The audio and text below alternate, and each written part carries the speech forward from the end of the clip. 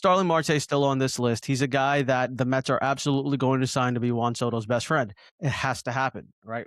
He's a great clubhouse guy. Obviously, he's got the ear of Juan Soto. They're hanging out together, going to parties together. You don't see Juan Soto doing stuff like that typically, but he's doing it with Starling Marte. I would not be shocked to see the Mets sign Starling Marte to a deal here. And then this next one is a must-have. If we want to have any measure of success this year, we absolutely have to bring Jorge Lopez back. Jorge Lopez is a reliever on the market that if it was not for him, the 2024 Mets do not happen. We need this guy on our team to tell us that we suck, throw his glove into the stands, and repeat the OMG 2024 Mets, because without Jorge Lopez, that team doesn't go where it goes. So let's go. I want Starling Marte signed. I want Jorge Lopez signed. Let's get it done. Can't they just put like a picture of him in the locker room, right? And they could just like throw crap at him. Yeah, that sounds good. Whatever you want. I mean, or at least just a glove. Yeah, just a glove. Figure out how to get his glove. Just buy it from on eBay. Yeah, I love that.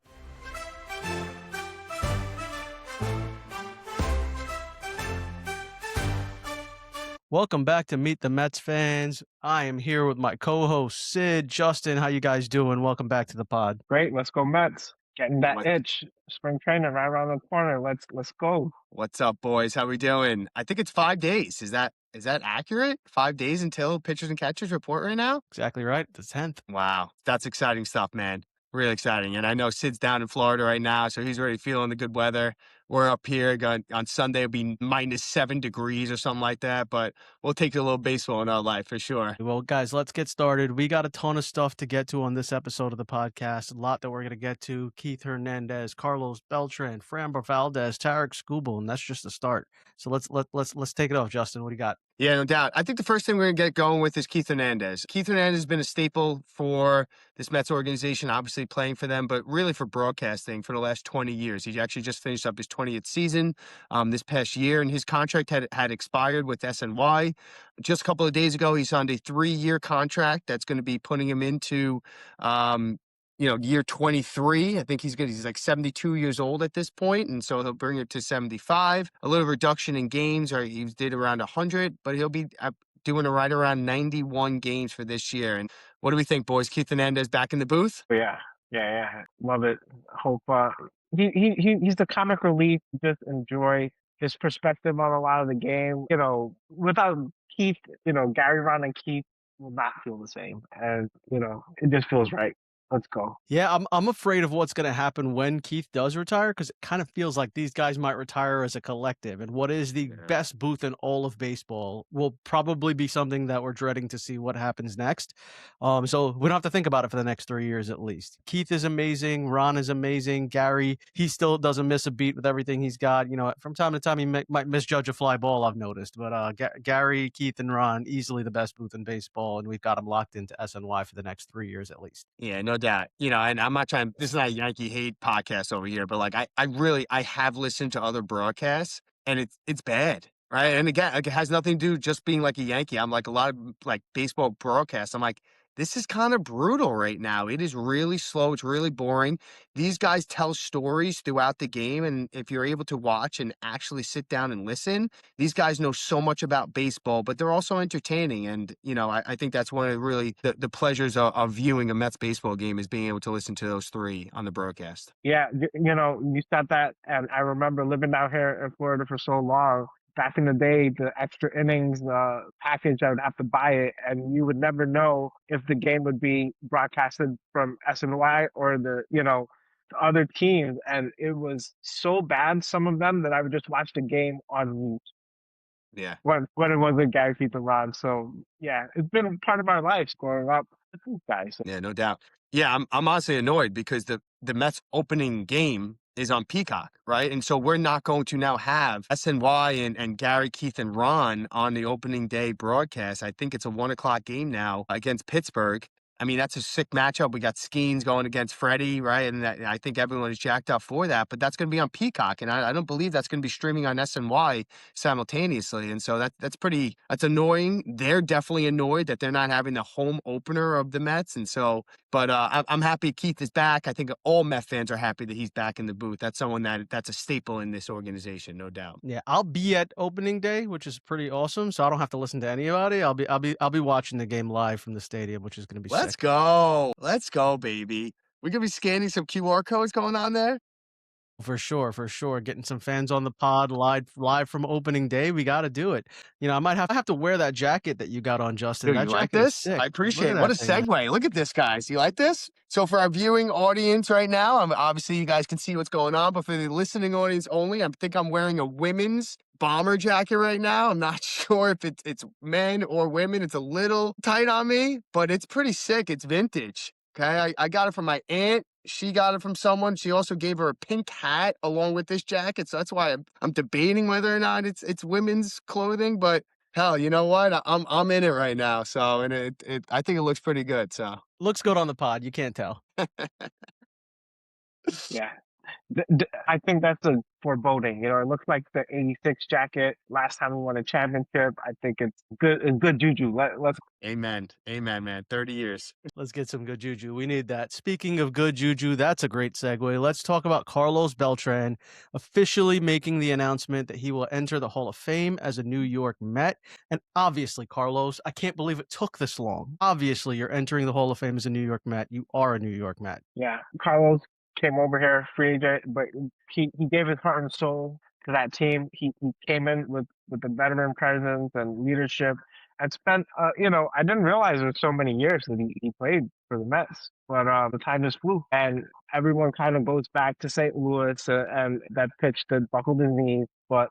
It's a tremendous career, patrolled center field like no one else that we've seen in quite some time. And I'm happy that he's back with the organization, and I'm happy that he got into the Hall of Fame. Let's just forget about what happened in Houston. I mean, this dude was gonna get fired if he didn't go in as a New York Met for the Hall of Fame. Let's be real here, okay? So we got a quote from Carlos Beltran when he officially made the announcement. It says, "After analyzing everything, there's no question my strongest connection today is with the Mets. I currently work in their front office. Yeah, we know, buddy.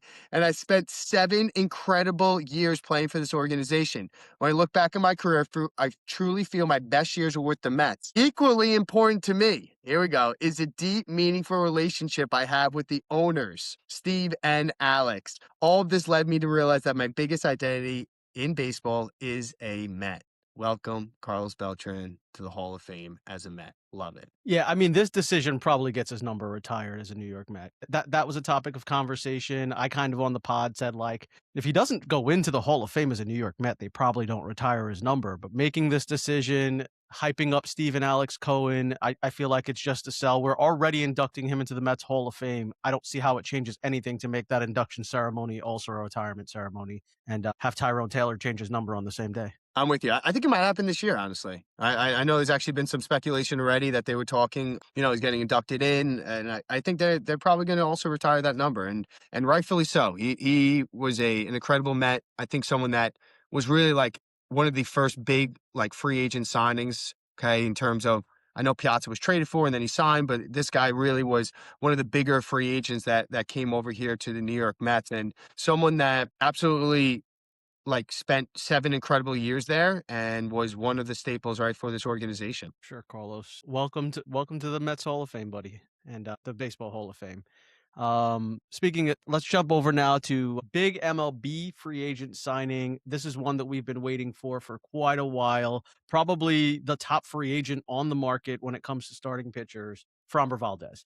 So Framber Valdez, if you haven't heard yet, has signed a $115 million contract with the Detroit Tigers, making the Detroit Tigers rotation really, really legit if they have Tarik Skubal and Framber Valdez at the top. Did the Mets miss out on signing Framber Valdez? Sure. I think they dropped the ball on this one. I think worked out to be like 38 million AAV. I'm not sure about the opt-outs, but I think it's an opt out after the second year. after the second year, guaranteed 2 years. That's good protection for Detroit. It would have been good protection for the Mets if Freddie Peralta walks. That's a fair price for a guy that could just provide solid innings, and that's what we needed. A guy to go in there, eat up some innings, give you quality, go to the seven and take some stress off the bullpen. I think this one may come back to haunt us because, yes, there are issues with it, maybe not the right clubhouse fit, but at the same time, I think if you sign him and moves, that will be a net, $25 million deal. And I think that's worth it. If the true cost ends up being 25 million, you gotta do it. I think definitely worth the additional tax. Yeah, I know that Stefan and I talked about this on the last pod. There was a poll that came out, and it seemed like the overwhelming majority of people were definitely in for trading Senga and signing Framber Valdez. Stefan and I, we discussed it. We talked about it. I think both of us lean towards, that definitely makes us a better team. $38 million is definitely a pretty hefty price for Framber Valdez, especially when the Tigers were offering the best pitcher in all of baseball, $19 million for their arbitration, which we'll get to in just a moment. But, Framber Valdez is he's a quality pitcher. Now, to me, you're paying $38 million. That means you're paying this guy as an elite pitcher. And I don't necessarily know if he's necessarily an elite pitcher. We saw this guy, he's had a really good regular season career. He got shelled last postseason. He definitely has his ups and downs throughout the year. The moment he loses that curveball, which he did last year at some point throughout the season, he gets lit up. But he is a ground ball pitcher. Has been a very successful pitcher in his career. Would Framber Valdez have made the Mets a better team? Absolutely. I don't think anyone can deny that. You'd be silly to say that Framber Valdez would not help the New York Mets. Am I sitting here saying, I can't believe they didn't do it? No, absolutely not. I think that the Mets have made a lot of additions. We obviously talked about, we love the Freddie Peralta move. We have a lot of young guys that are coming up.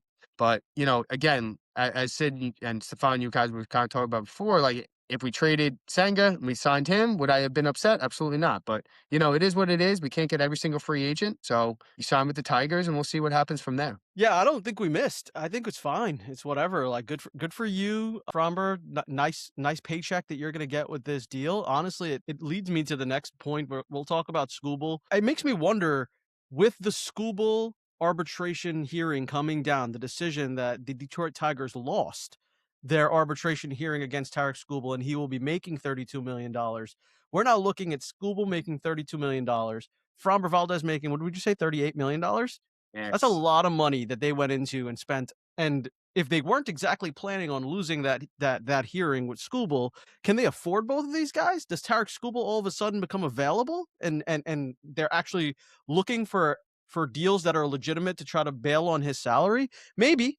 I think that's possible. And if that's possible, then I don't think we missed on Framber. I think we might have opened a doorway to be able to trade for Tarik Skubal. Yeah, I saw something where the Tigers now are spending around $97 million currently this year for their payroll. The Twins' overall payroll for their entire team is $96 million. And so, that's just for starting pitching. The Tigers are spending that much money. I definitely think it's a possibility. It also could be a situation where the Tigers are now saying, hey, we're going for it.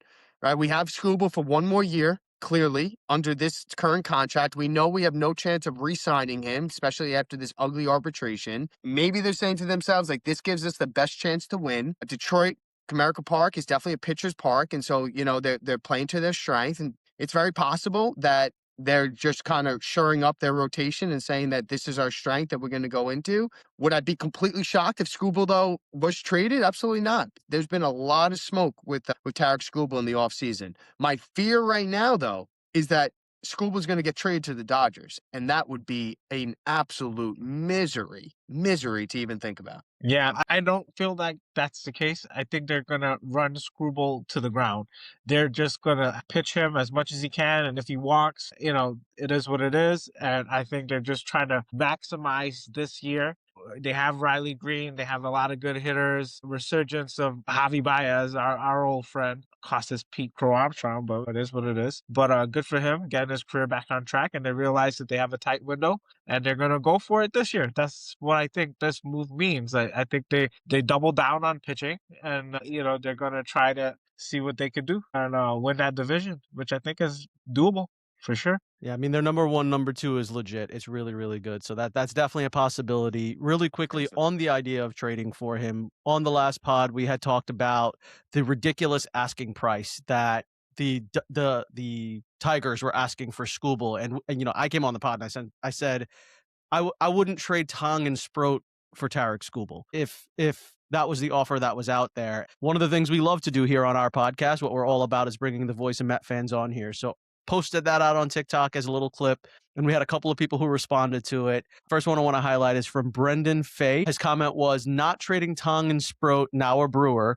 for Skubal's insane. The Mets would have done that in a heartbeat." And you know, Brendan, I hear you. I think a lot of that can go either way. I think a lot of people might say that. I don't think the Mets would do that in a heartbeat. I think the Mets viewed Tong and Sproat and McLean as top end starters. Sproat, they obviously traded to get Freddie Peralta. That's one guy. To trade both of those guys, Tong and Sproat, I don't think that was going to be ever in the cards for the New York Mets, especially for a guy that is a rental. What do you guys think on that? Yeah, totally with you on that. I think that you kind of hit the nail on the head there, is that I think the Mets were willing to trade one of those guys, in which case they decided to trade Sproat for a legitimate ace in Freddie Peralta. I don't believe that, and I don't necessarily know if that's the right decision, is to trading guys that are going to have or give you about 6 or 7 years of control for a guy who is going to potentially leave in free agency in a year from now. So it's really tough to be giving up those major like pitching prospects, especially when you have a David Stearns, a individual who has already shown that he doesn't love giving out long-term contracts to starting pitchers in their 30s. So if that's the case, the only way to build this organization and through starting pitching is going to be through the minor leagues and bringing these guys up. Yeah, for sure. I think Peralta is gonna fit way better than any pitcher. Trading prospects is always tough because, you know, you never know who you'll give up and what they may end up becoming. But I think for Freddie Peralta and our guy, Mr. Myers, you could look at it two ways. One, you could say it's a 1-year rental for Freddie Peralta, and you know, you gave up Jet Williams. Then you look at the other half of that trade. You trade Brandon Sproat, a complete unknown. 1-for-1, if you look at that for Myers, you get a more proven pitcher, a guy that could swing from bullpen starter, you know, give you some variability there. I think if you look at it as a breaking down the trade in that light, I think you give up Jet Williams for 1 year of Freddie Peralta. That's fair. When you add Sproat in and kind of see like, okay, look, you're taking something of a more known commodity and you've seen a guy do it in the playoffs in Myers, you know, that kind of evens it up. And I think that's what they're working on. And the Mets kind of wanted to go about it that way, just in case if Freddie walks, you're not walking out this deal with nothing. You have a controllable starting pitcher that can work out of the bullpen, plus provide you quality innings. So I think when it's all said and done, if you kind of look at it from that perspective, it's a no-brainer, you know, because Jet Williams could be great, but he's also a second baseman that's, you know, a little smaller, really good tools. But at the end of the day, we have a very good defensive second baseman. Honestly, it's easier to find a second baseman than a ace. I'm with you. I also think that the trading for Tarik Skubal versus trading for Freddie Peralta are completely different entities in terms of being able to sign those guys again next year. Tarik Skubal's represented by a man that will never ever let him re-sign an extension with the team that he's on. He's going to go to free agency. Scott Boras is not going to let him extend with the team that trades for him. There's no way that that's going to happen. Can Freddie Peralta extend with the New York Mets now that he's traded there? Absolutely. And even if he goes to free agency, his agent is an agent that David Stearns knows, that if they've negotiated contract extensions for Freddie Peralta in the past. That Right. history makes you think that the idea that Freddie Peralta could be a longer-term Met is more of a realistic possibility than Tarik Skubal being a long-term Met. If you were telling me that I could trade that slew of prospects and get Skubal and he would resign, which is what you, LeBron17, the other comment on this post said, like if you can get Skubal and extend him, obviously you do that. I agree with that 100%. I would trade all of these Sure. guys if I could extend Skubal. It was never going to happen. Tarik Skubal was never going to be extended by the team that signed that traded for him.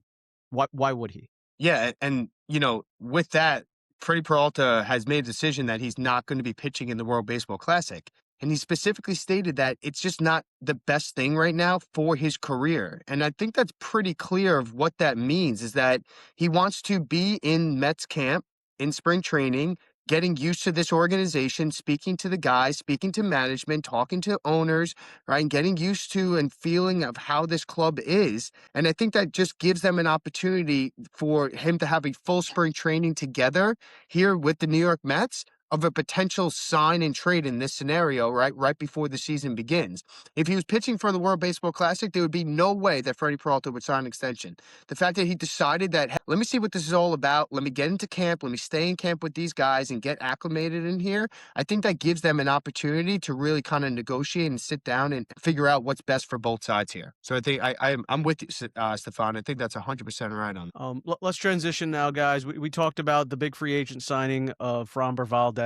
There have been a ton of free agent signings since our last podcast, and obviously we're getting very close to spring training. These guys want to get into MLB camps and start preparing for the regular season. We're going to run through a bunch of these, and then we'll show you guys what's remaining out there in the free agent market. So I'll run through them, and then we'll put up the graphic really quickly. We've got Andujar signed with the Padres. The Red Sox got IKF. The White Sox got Austin Hayes and Jordan Hicks, making some moves over there. The White Sox are interesting. They've had a pretty solid season, off season for themselves as well. The Diamondbacks signed Carlos Santana. The Reds signed Eugenio Suarez, and then the Giants signed Luis Ariz. These are all the bigger guys that are remaining on the free agent market. So I'm going to throw up really quickly for everyone. Little graphic. This is the current list of free agents that are still available. I did leave on there Bo Bichette, Jorge Polanco, Devin Williams, and Luke Weaver. Those are the guys we signed in free agency. Everybody else on this list, refreshed list. These are the best available starters, relievers, and hitters that are on the market. Thoughts? Yeah, it's just this time of the year, guys are finding homes, and I think this roster is pretty much set. I don't know what the 40-man is looking like, but maybe we could fill in with another reliever. I know we signed Craig Kimbrell, and on a minor league deal, which is great because it kind of gives us some flexibility with that. But that's what I would anticipate. There's also another pitcher from the Dodgers, Garcia, I think, that we signed. Guys that'll just come in and just, take a flyer on if it doesn't work out. And this is the luxury we have now as Mets fans that we didn't have before, where we're just willing, to eat the cost if it doesn't work out. And that was something that we just never had before. And I feel like it's a definitely an amazing feeling to know that you have a management team that's willing to spend money and take a chance. And if it doesn't work out, just cut bait and then bring up a prospect or bring up someone else that could use that roster spot. You're not tied to keeping guys on the roster that are not performing well. That's a huge thing. And I think just heading into spring training, none of these guys jump off the page to me, but I think the Mets just want to see what these prospects could do. Yeah, there was some, there was some rumblings last week about the Mets potentially being interested in Ty France to play first base. Obviously, there's been some concerns, right, from Met fans in the offseason about can Jorge Polanco actually be our starting first baseman for the entire year. It seems like David Stearns and Polanco talked about this, is that that's pretty much the plan right now, is Polanco is going to primarily be playing first base as long as he can handle it. You obviously have Baty and you have Vientos that also could be platooning in there. So I don't know if a guy like Ty France is someone that the Mets are actually targeting, or it's someone that, there's just a little speculation around there just because of the Polanco uncertainty. I know, Sid, you just mentioned before, like a reliever, some guys that there was like a flurry of relievers that came off the market early on, and then it kind of just dwindled out. There's some legit names out there, right? Michael Kopech, right? Evan Phillips. These guys both were closing for the Dodgers during their 2024 World Series championship. Shelby Miller has been a really solid reliever over the last couple of years. So there's definitely some big name relievers that are still available that would definitely improve this current 26-man roster. I don't know if the Mets have any appetite to continue to add in the free agency market. I feel like if something is going to take place, it's going to be kind of what we're going to be discussing in just a moment, is a potential trade that's going to be happening. So I don't necessarily know if any of these free agents are actual targets or someone that the Mets going to be looking at. It could be a potential where you go into spring training with what you have, God forbid an injury happens and these guys are still available, that might be a situation in which the Mets maybe, they decide to like gobble up a couple of these. Yeah, there are two guys that are on this list that stick out to me as guys the Mets should get. The first one I'm being very serious about is Starling Marte. Starling Marte is still on this list. He's a guy that the Mets are absolutely going to sign to be Juan Soto's best friend. It has to happen, right? Like, we are going to bring Starling Marte in to be that backup outfielder when we need him. He's still a really good hitter. When he's in that limited role. And I think if you can bring Starling Marte back on a cheap deal, add him to this roster, he's a great clubhouse guy. Obviously, he's got the ear of Juan Soto. They're hanging out together, going to parties together. You don't see Juan Soto doing stuff like that typically, but he's doing it with Starling Marte. I would not be shocked to see the Mets sign Starling Marte to a deal here. That I legitimately mean. And then this next one is a must-have. If we want to have any measure of success this year, we absolutely have to bring Jorge Lopez back. Jorge Lopez is a reliever on the market that if it was not for him, the 2024 Mets do not happen. We need this guy on our team to tell us that we suck, throw his glove into the stands, and repeat the OMG 2024 Mets, because without Jorge Lopez, that team doesn't go where it goes. So let's go. I want Starling Marte signed. I want Jorge Lopez signed. Let's get it done. Can't we just can't they just put like a picture of him in the locker room, right? And they could just like throw crap at him. Yeah, that sounds good. Whatever you want. I mean, or at least just a glove. Yeah, just a glove. Figure out how to get his glove. Just buy it on eBay. Man. I love that. I love that. Yeah, we'll see. I think that I can't imagine a free agent, but you never know, right? Like, we had that flurry of moves.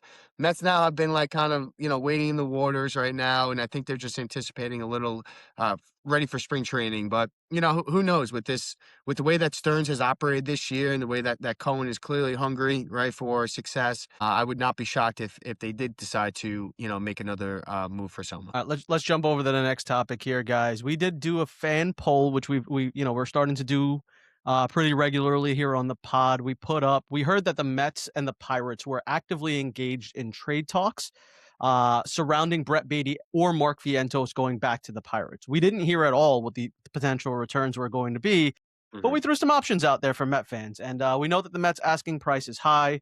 We put out the poll, 3 options. Would you make a deal for, if you were going to make a deal, would it be Brett Baty and Santucci for a Jared Jones type of player, Mark Vientos for Bubba Chandler, or none? I'm not trading any of these guys were the 3 potential options. Let's take a look at how the poll played out.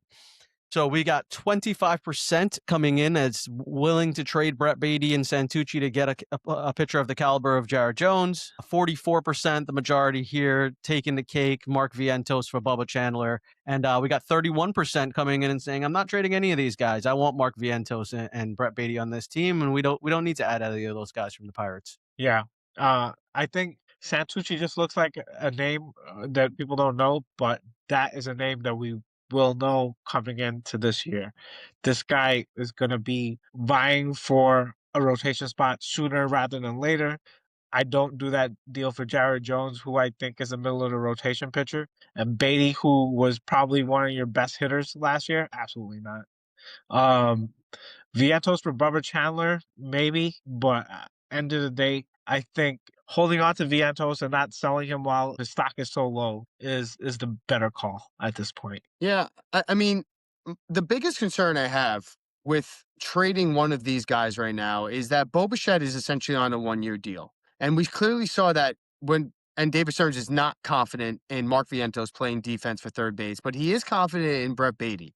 He is someone that he highlighted at the beginning of this offseason, how well he performed specifically defensively at third base. Bo Bichette is transitioning into a new position, and I think he'll be successful there. But he's also on this 1-year deal. And so if you're saying to yourselves, like, let's trade Baty because he has a lot of value right now, you might be in a situation next year where you not only lose Baty this year, but then you also then lose Bo Bichette next year. And that could really put the Mets in a little bit of a bind, pretty much lacking then a third baseman when they had two of them going into the 2026 season. And so I think that's a little bit of a concern for Baty. The one I would definitely consider would be the Vientos one for Bubba Chandler. I don't necessarily think that Pittsburgh would be willing to make that offer. I think the Mets would have to sweeten that deal. I don't think that they would just be doing Vientos for Bubba Chandler, to be honest with you. But the Mets have definitely been linked to the Pittsburgh Pirates. Before they got Freddie Peralta, there was a few names that actually were linked between Ashcraft, Jared Jones, Oviedo are all starting pitchers that were linked to the Mets before they ultimately made the decision to trade for Freddie Peralta. So it's very possible that Pittsburgh is still engaged with the Mets in that sense. I'm not sure just how much appetite the Mets have, right, to get rid of any of these two guys. Yeah, Jared Jones, I thought was a pitcher that is. I think he's better than middle of the rotation arm. He got injured last year. This is a guy though that when you watch him pitch, the stuff is legitimately really really good. On the SNY broadcast, Keith Hernandez was talking about Jared Jones. I believe it was Keith. He was talking about Jared Jones, and he was like, "This guy reminds me of Jacob deGrom on the mound." And I'm not comparing him to Jacob deGrom. I don't necessarily think that the stuff was live like Jacob deGrom's stuff was. He throws super easy. He's a guy that I think could be a top of the rotation arm if the Mets could get a hold of him, but I don't think he's worth trading in this deal either. I mean, you guys know how I feel about Mark Vientos. Don't sleep on Mark, guys. I'm telling you, this guy's going to pop 30 home runs for us this year. I love Bubba Chandler. I think he's a fun dude. I think he's going to be a great prospect, but the Mets don't need another prospect pitcher. They need a guy that can step in right away. So if I were going to make one of these trades, it would be the Jared Jones trade. I'm not willing to do Baty for it.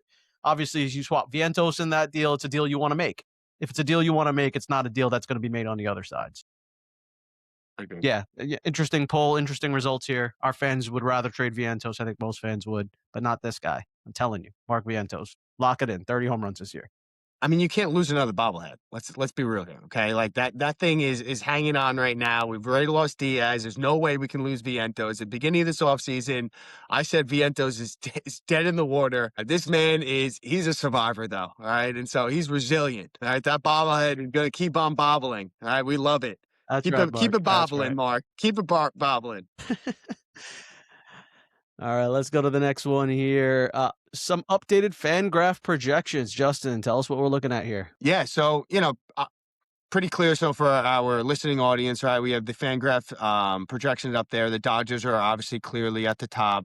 They have a 28% chance of not to like win the National League, to win the World Series. That's absurd. It's the highest ever in terms of going into like a regular season. Next up, which I think is kind of interesting, are the Atlanta Braves. Real quick. Yeah. It says 99% chance to make the playoffs. 99%. FanGraphs, they're essentially saying it's impossible for the Dodgers to miss the playoffs. How can they at 99% before they played even one game? I know they're amazing, but really? 99%? That's crazy. That's crazy. Like literally I hope they crazy. miss it. I hope they miss it. We'll come back to this moment and say, FanGraphs is wrong. How much could we bet right now for the Dodgers to not make the playoffs? And what would the odds be currently right now? It's probably like bet $1 to win like 1,000 for the Dodgers to miss the playoffs, right? Not the opposite, so I think it might be worth a bet that we just bet against the Dodgers to miss the playoffs. That might be a decent one.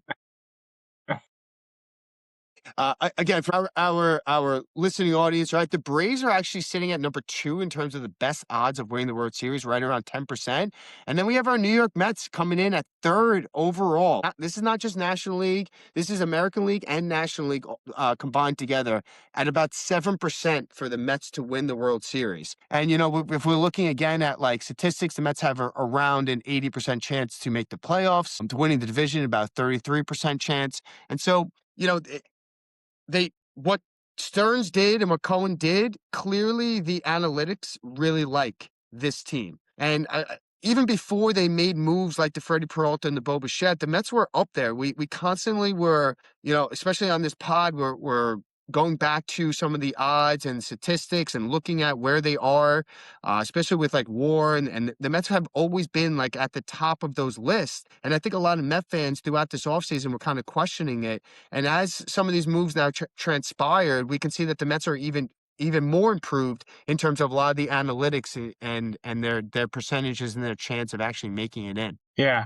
Fangraphs has a lot of faith in Ronald Acuna staying healthy. I don't know how much I value all these analytics win totals because there's so many variables that go into play to kind of get you to like a total win total. Baseball, part of the reason I love the game is because it's a marathon and you have these great lines throughout the year, and it's just something that you didn't expect to kind of happen, kind of happens, and then you make it to playoffs, and then anything can happen. Um, so yeah, like the numbers, I like the Mets kind of being top three, but not much faith in it. I mean, Brian Cashman's got to be pissed that the Yankees are sitting at 68% chance of making the playoffs and the Mets are at 80. He must be like, "Are you kidding me right now?" Right? Like, what? What are you talking? We don't miss the playoffs as the New York Yankees, right? Like, we're the ones that make the playoffs every single year. You're giving the Mets the 80% chance and you're giving us the 68% chance? He's got to be sitting there like, this is a joke, right? This just can't be real. What's going on here? Uh, right? The Mets haven't made Yeah, consecutive playoffs ever. yeah, I don't disagree with you. It's pretty shocking. I mean, the Yankees are going to make the playoffs, but there's a couple of things I'm shocked at that are on here. The Mariners being as high as they are, they've made some moves this offseason to make themselves a legitimate team. And I've always said that if I weren't a Met fan, I really like that Mariners rotation. That rotation is sick. If we can get a hold of some of those guys from the Mariners rotation, man, I would love that. The Mariners have made some additions to their team this offseason that catapult them over the Yankees, which I think is really interesting. The one that shocks me the most, though, is the Braves. What have they done to make themselves go from the team they were last year to be second highest odds of winning the World Series, second highest odds of making the playoffs? I'm kind of shocked by that. I mean, good for them. Maybe it is a betting on Acuna staying healthy and some of these Yeah, guys bouncing back, but really they've just no doubt. improved their bullpen. They really haven't made other additions to that Braves team. So, we'll see where things land. We'll revisit this at some point. And yeah, like Sid said, just projection. So, let's jump into the next one here. Got a couple more things to get to. This is actually, we talked about it on the last pod, Francisco Lindor missing out on being able to play for Team Puerto Rico. There was some thought that Francisco Lindor and Team Puerto Rico might have been working out a way to get him private insurance so that he could qualify to play in the WBC. Puerto Rico released their roster today. Lindor, Correa, Javi Baez, not on the roster. So these guys are not making it. And what you guys are looking at here for our listening audience right now, this is a post from Master Flip, who does a great job of translating a lot of the things that are put out in Spanish. Master Flip on Twitter does a wonderful job with that stuff, so shout out to him. But what this is there was a post where Katia Lindor was talking about Bad Bunny. Not going to get into any of the politics around Katia Lindor and all of that stuff. We're going to stick to the baseball aspect of this and Francisco Lindor. So a fan commented to her and asked her to explicitly talk about why it is that Francisco Lindor is not playing for Team Puerto Rico. So that fan may not have heard the reason why, but I want to read for you guys Katia's response. So she was like, yeah, let's talk about it.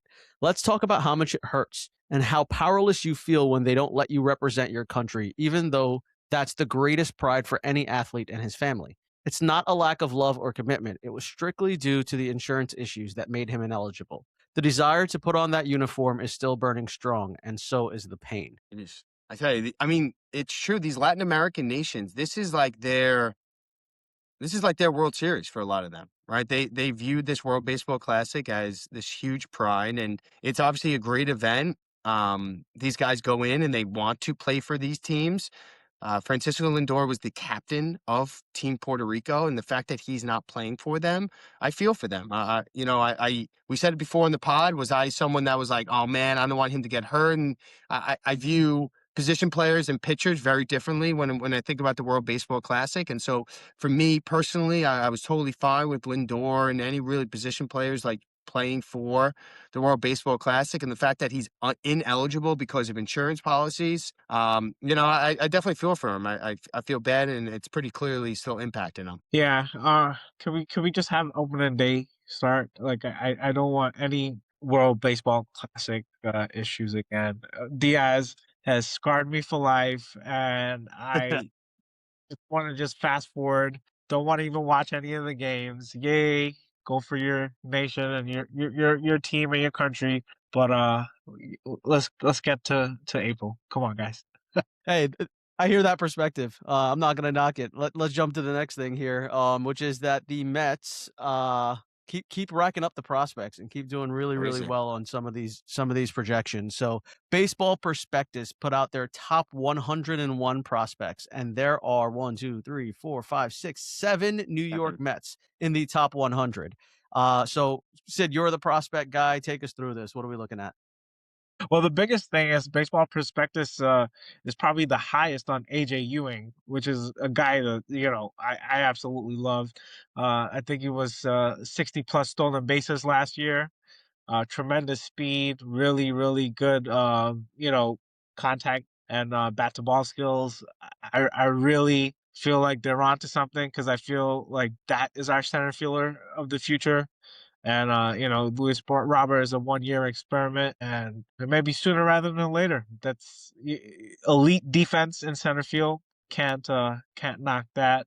Um, the guys we know about, McLean, Bange, self-explanatory, justified. Tong, I like the fact that they did not knock him down so far because of the poor major league starts, and he was an elite prospect and elite stuff. Swing and miss ability is off the charts. Um, Ryan Clifford, lost man. I feel like he's been in our farm system for quite some time. And you keep seeing him on lists, and it's always lower guy that could make the jump. But honestly, I feel like he is one of the major reasons why Pete Alonso is an Oriole. I think his defense is good, and I think he is the first baseman of the future. And I think sooner rather than later, Clifford, AJ Ewing will just be the guys that will form this new core. And I think that makes sense. And the Mets kind of built this team backwards. Usually the prospects come up and they establish themselves, then you go and make the big free agent signings. And we kind of did that backwards, and then we kind of had to just take our old core and scrap it after signing major free agents like Soto and Bichette, and kind of work backwards in that sense. It's not conventional, but I think it's the recipe for success. I have all faith in Stearns. I had it from the beginning of the off season, and now I think everything's kind of culminating in a perfect storm.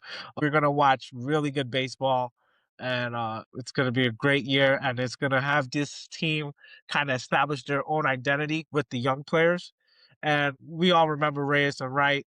We all remember DeGrom and the starters, and sometimes it's these guys that are not highly touted that end up becoming the one that takes the lead. Between DeGrom, Harvey, Matz, and Syndergaard, DeGrom was the lost man. I feel like that may be Christian Scott. This year coming in, all the talk about McLean and Tong, and this guy may just be the best one out of both of them. So we'll see. I mean, it's very exciting. Future closer of the New York Mets, right, Sid? God said, I yeah, don't put that into I'm still existence. sticking to it.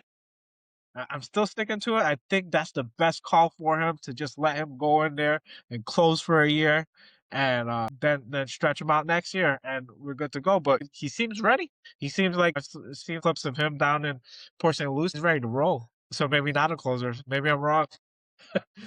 No doubt. I think it just speaks to what David Stearns and did to this organization, how he's able to develop this prospect list. And it's not just on one list. And it's not just a few guys that, hey, once these guys graduate, then now the Mets are not going to be one of these top farm systems. The Mets lost 2 guys already through that trade, Freddie Peralta. And just from Baseball Prospects, they have 7 guys still in the top 100. Right. And so, obviously every list has been different, but I think it just speaks to the depth of this organization and what they have in this prospect list. And, I know you mentioned a guy like Ryan Clifford. I think that's someone that I'm pretty excited for. I think he had 29 home runs last year.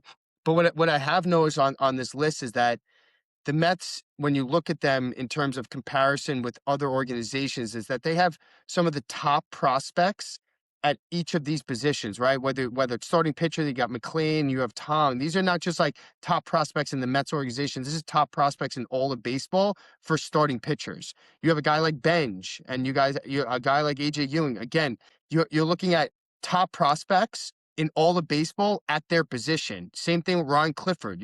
He is a top 5 first baseman prospect in all of baseball. And so I think that's what's really the exciting part, is that they have guys that are coming up through this system.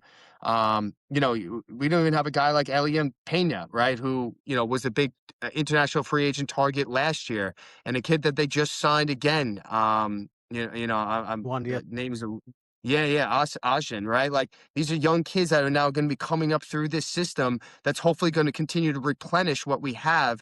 And I think this is what hopefully Stearns and Cohen have been talking about over the last couple of years, is building a successful team and a sustainable team over the next couple of years. Yeah, these prospect lists just tell us that the Mets have really done a great job. Everybody talks about it. Every list that comes out, we looked at the ESPN one in our last pod. Now we've got Baseball Prospectus, and the Mets continue to dominate the charts with these young guys. It's going to be an exciting decade of baseball, at least, that we're looking at here with these guys coming up, Met fans. So be excited for it. Like we said earlier to start the pod, we are just 5 days away from the start of spring training, pitchers and catchers reporting. Like Sid said, let's get things rolling. We got to get through spring training. I know we don't love that stuff. Not a lot of games to watch on SNY. So Met fans, we'll keep you guys updated on what's going on in spring training on this podcast. Yeah. Keep following us, like, subscribe, continue to comment, and join us on the podcast to co-host an episode. That's right. Look for Stefan for opening day, baby. He'll be over there scanning QR codes, getting you guys on this pod. Who knows? Maybe I'll be wearing this jacket over there, right? We're not sure yet, but things are gonna get exciting as this season keeps rolling on. Let's go, Mets! Come on, we're February. Let's get this so close. I can taste it. Meet the Mets fans, voices rising up from the stands. Hear their cheers, hear their groans, feel their highs, feel their moans. Stories untold now on the mic. Mets fans unite.